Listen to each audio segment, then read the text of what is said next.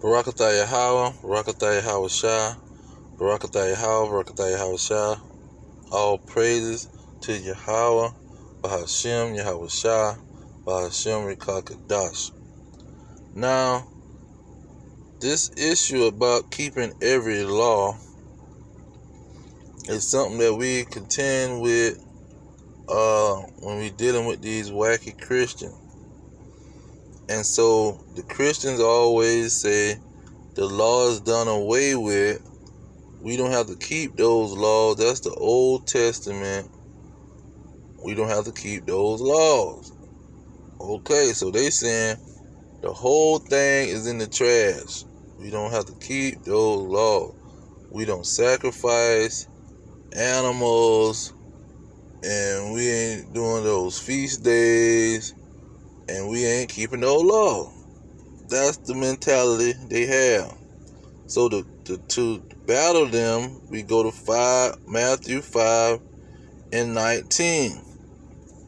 Now Matthew 5 and 19 got two issues in it.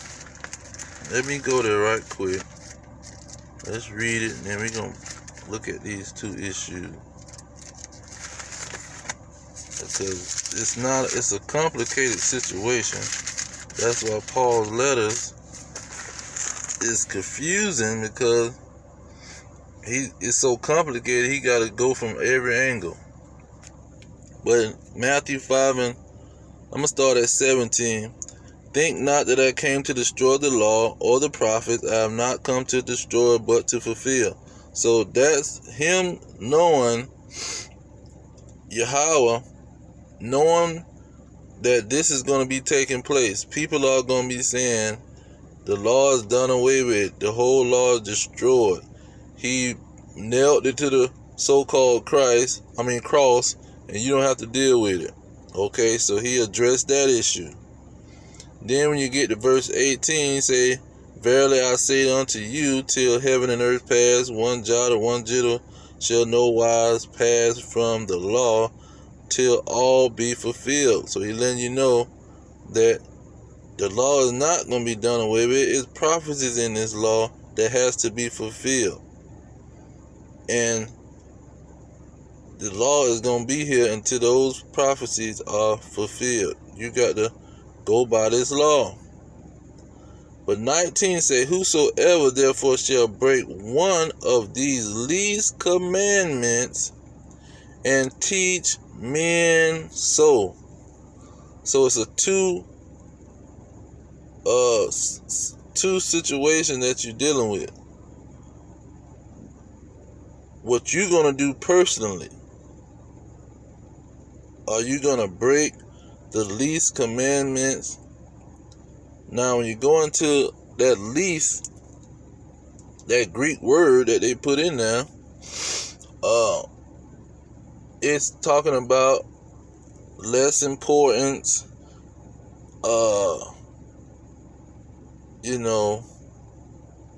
One of the small commandments,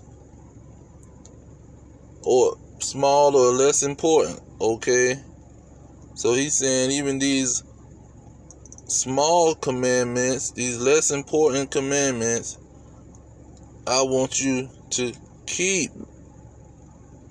Now, not only that, when you're looking at it, when it's saying least commandments, the Christians always bring up, you break one of them, you broke them all, and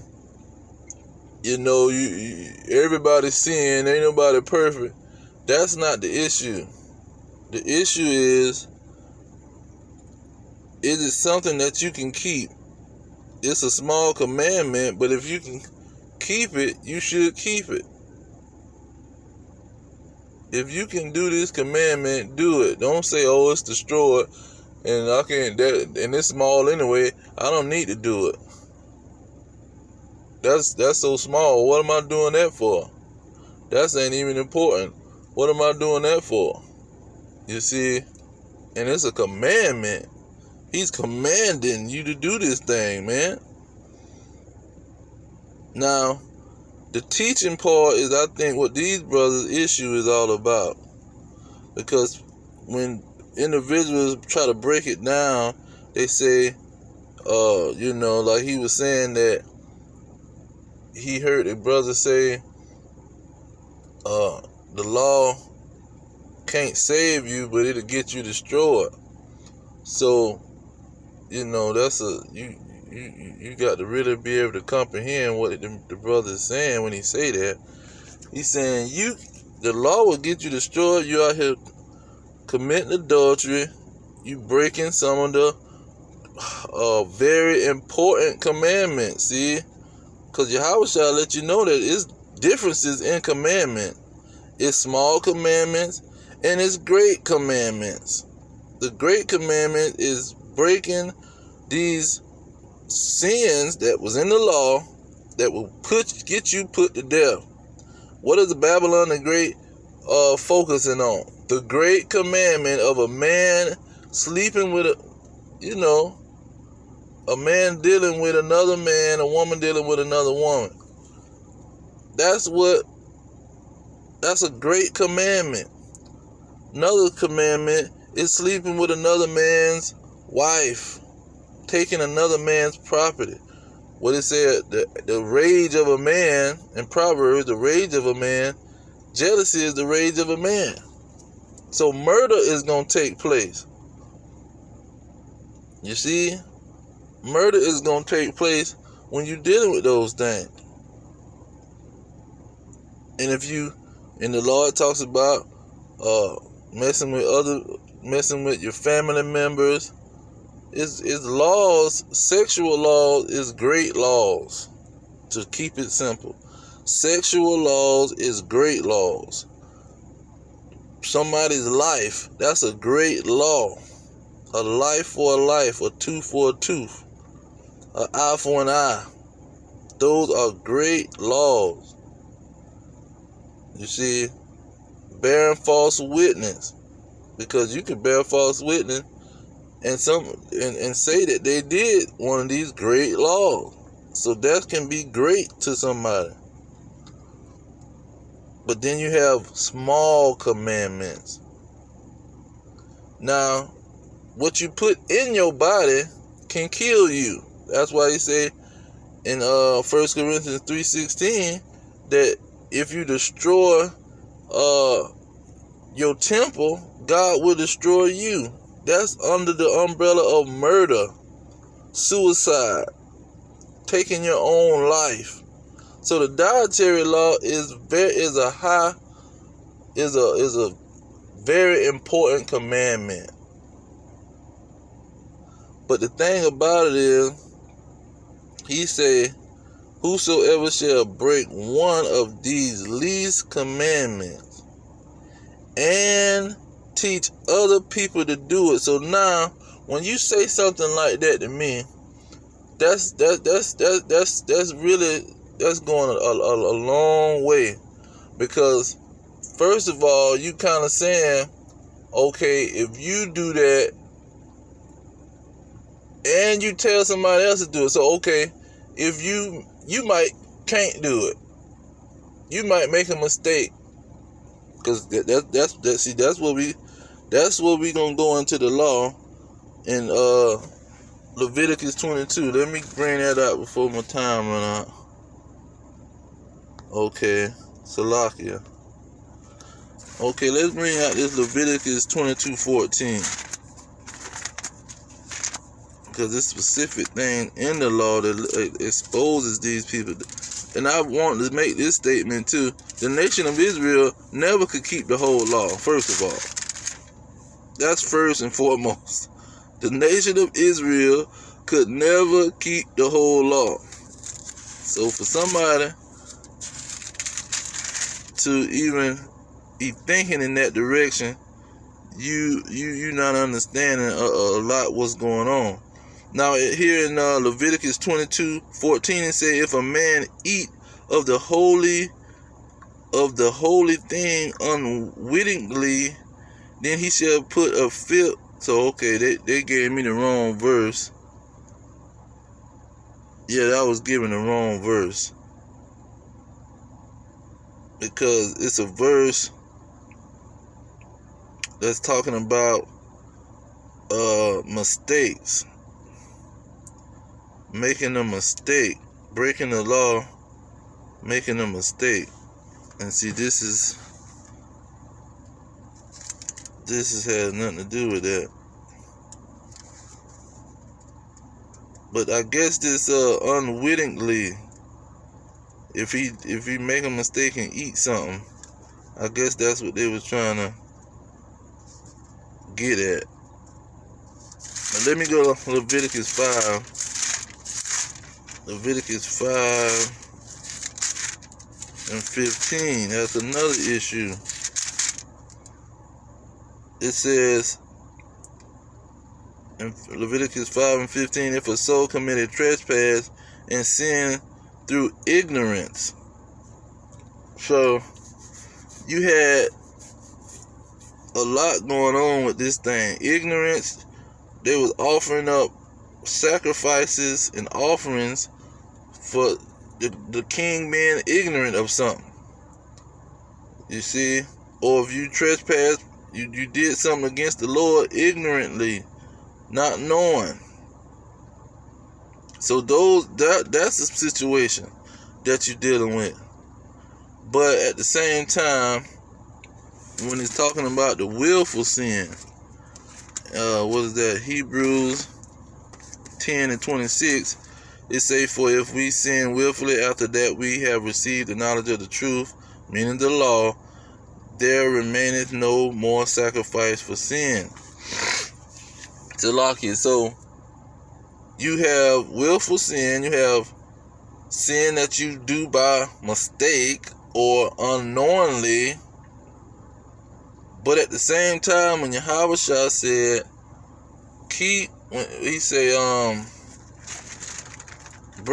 if you break the least of commandment and teach men so, it's kind of like somebody saying, you not only did you do this, you made it worse. So if you can't keep that law, that's one thing. But you finna make it worse, and you finna teach other people to do the same thing that you did.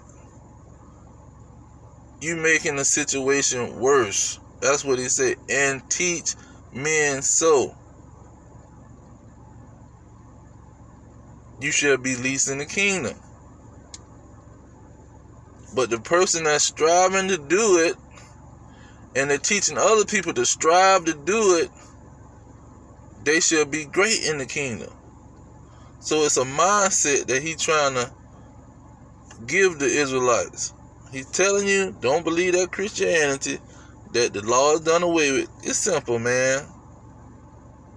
It's not complicated. Don't believe what they saying out here, these false prophets, these Edomites telling you that you ain't got to keep your laws or rehearse the righteous acts. And don't sit here and tell people that they can do it.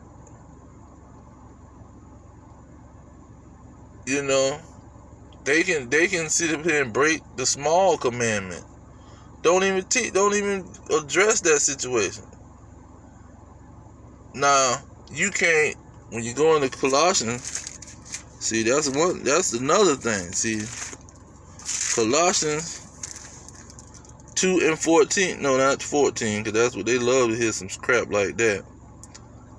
2:16, it said, let no man therefore judge you in meat or in drink or in respect of holy days or new moons or Sabbath. Now, judging another man about what he doing and not doing, that's a whole nother thing.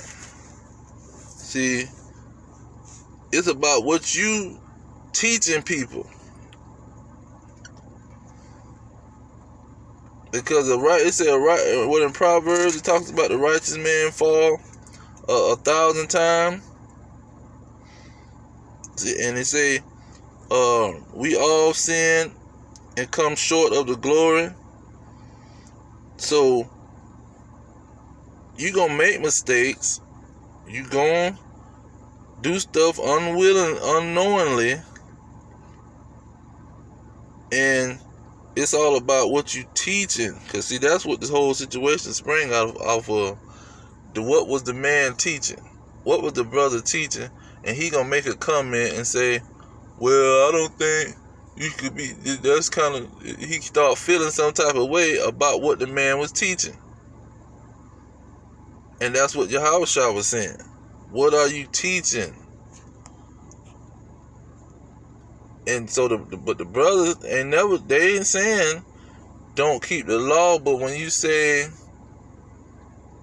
you can't keep the whole law, coming from Christianity and dealing with Christianity, that rubs people the wrong way. They just start feeling some type of way because they want to go in attack mode, because they already going on attack mode on these crazy Christians, talking about, oh, we ain't got to keep the law. So we stay on the attack mode with them, trying to prove to them that that's the definition of love. It's obeying God's commandment, keeping those, especially those great laws. It's command. I got to make a video on that. These great, important, very important laws. All the laws are not the same. That's why Yahushua said the least of the commandment. The laws are not the same. Don't listen to some Edomite pastor talking about all the laws are the same. You break one, you break them all. Okay. You break one, you break them all. That still don't make them all the same. They're very different. And Yahushua showed it when he said the least of the commandment, the small commandment. And then he even said, what, two great commandments? He didn't say, he said 2 great commandments. That you love your neighbor. So he let you know it's a great commandments and a small commandments. All the commandments is not the same. And so that's the confusion. People want to put all the commandments on the same level, and people want to tell you that you can't do the stuff because it's impossible to do. That's the Christian. Trash it all because you can't do it. No, it's small commandments that you can do. They're not very important, but you can do them. You cannot